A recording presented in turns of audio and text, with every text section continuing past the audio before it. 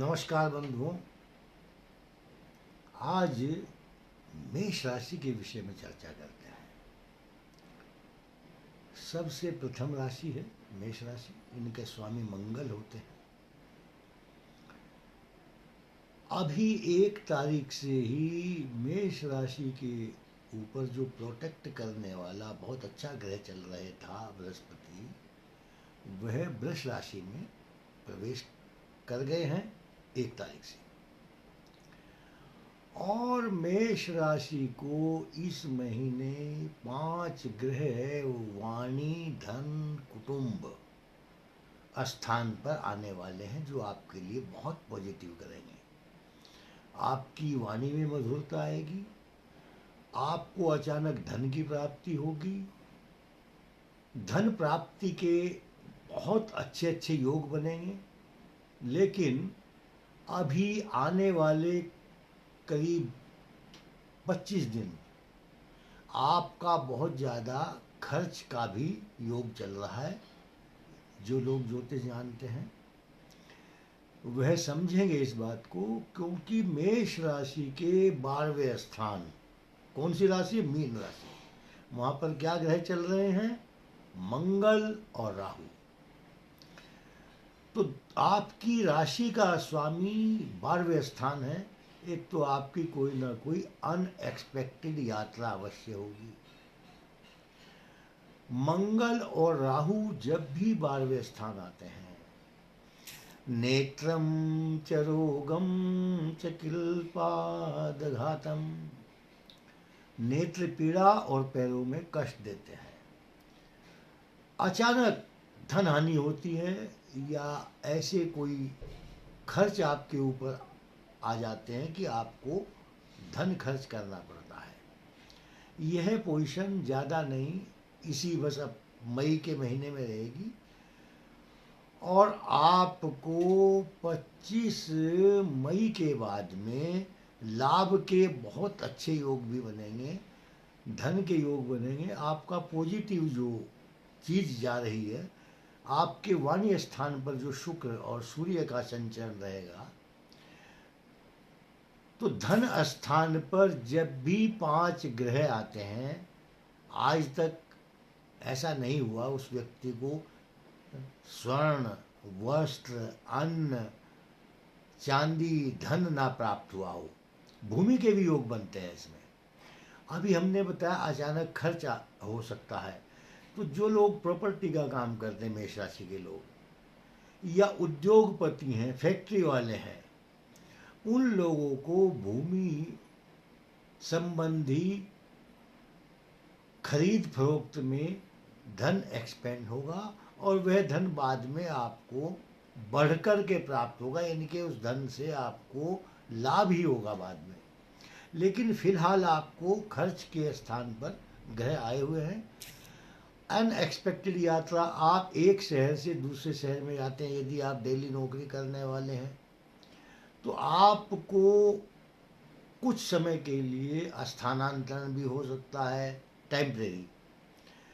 और जिनकी कुंडली में 12वें स्थान जन्म का राहु या शनि है या मंगल है, उनको दुर्गम स्थान की पोस्टिंग प्राप्त होगी।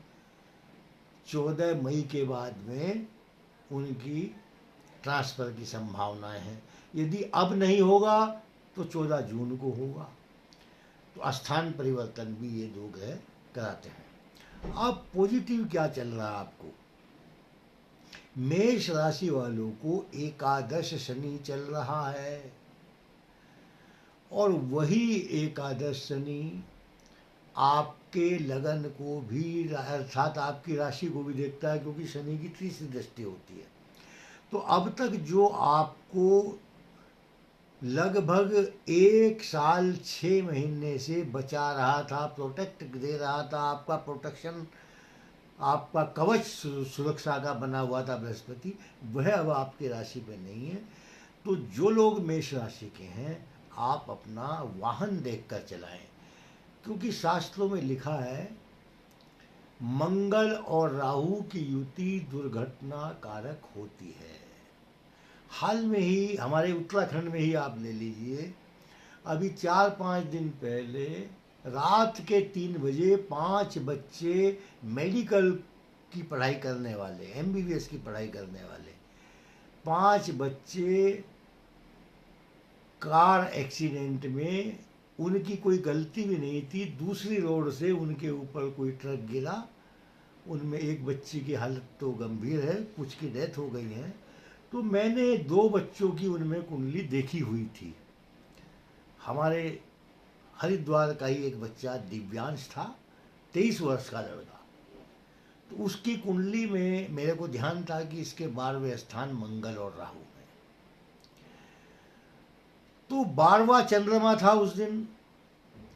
तो जब 3 ग्रहों की युति बन जाती है, मेष राशि वाले विशेष रूप से ध्यान रखें, मीन राशि वाले भी ध्यान रखें कि 12वां तो शनि चल रहा है मीन राशि वालों के लिए, आपकी खुद की राशि में मंगल और राहु संचरण कर रहे हैं, और चंद्रमा भी गोचर में 12वें स्थान आ जाता है। तो शस्त्राभिघातो न पतेश्य पीड़ा, चोरग्निरोगाश्च धनस्य हानि, कार्याभिघातस्य नरस्य दैन्यम्, भवेद् दशायां धरणी सुतस्य, धरणी सुत मंगल, चाहे वो मेष राशि हो चाहे मीन राशि हो। तो आप दोनों को सावधान रहना है, क्योंकि मेष राशि के ऊपर जो शनि की दृष्टि है,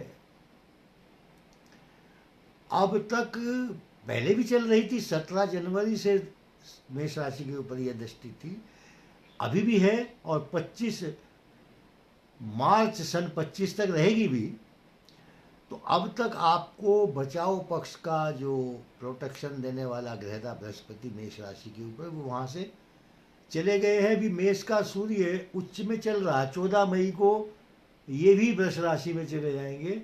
तो आपको अपने वाहन को देखभाल कर चलाना है, रोड एक्सीडेंट से बचना है, और सड़क पार करते समय भी सावधानी बरतें, क्योंकि यह एक प्रकार का अंगारक योग होता है। राहु और मंगल जब अंगारक योग में चलते हैं, तो जितने भी डीजल पेट्रोलियम से चलने वाले वाहन हैं, जो अग्नि तत्व की चीज़ें हैं, बिजली की चीज़ें हैं, इन चीज़ों से आप अपने को बचाव रखें। अब उपाय की बात आती है। मेष राशि के ऊपर अभी जून में ही 12वें स्थान से हटकर मंगल आपकी राशि में आ जाएगा। अपनी राशि में मंगल सेफ्टी भी करता है, लेकिन आपकी बुद्धि में क्रोध की अधिकता रहेगी, क्योंकि शनि भी उनको देख रहे हैं आपकी राशि को, और वहाँ मंगल भी आ जाएंगे मेष राशि में। तो उस मंगल के ऊपर दृष्टि किसकी होगी? शनि की।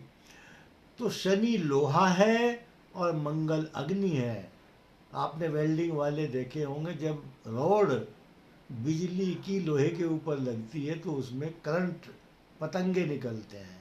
तो वही स्थिति मेष की बुद्धि के ऊपर चल जाती है जब शनि उस मंगल को देखता है। तो इसलिए कोई भी कार्य विवेक शून्य होकर ना करें। बड़ा कि छोटा कोई काम कीजिए, परंतु पूर्वा पर सोच लीजिए, बिना विचारे यदि काम होगा अच्छा न उसका परिणाम होगा। कोई भी काम करना है उसको बहुत सोच विचार करके करें। वाहन चलाते समय विशेष सावधानी बरतें। यदि आपकी नियमित कोई मेडिसिन चल रही है, उस दवाई को ध्यानपूर्वक खाएं। पिछले 2-3 महीनों में ऐसे केस मेरे पास आए कि वहीं पर विटामिन ई का कैप्सूल रखा है, और वहीं कैम्फर का एक कैप्सूल होता है जिसको स्टीम लेने के लिए जुखाम वगैरह में ग्रीन कलर का होता है, उसको डालते हैं। तो उस व्यक्ति ने विटामिन ई के बदले वो कैप्सूल खा लिया। तो कुछ भूलने की प्रवृत्ति वाले लोग आए कि मैंने सुबह ध्यान नहीं रहा कि शुगर या बीपी की मेडिसिन ली है या नहीं ली, और फिर दोबारा दवाई ले ली 1 घंटे बाद कि शायद मैंने दवाई नहीं ली है।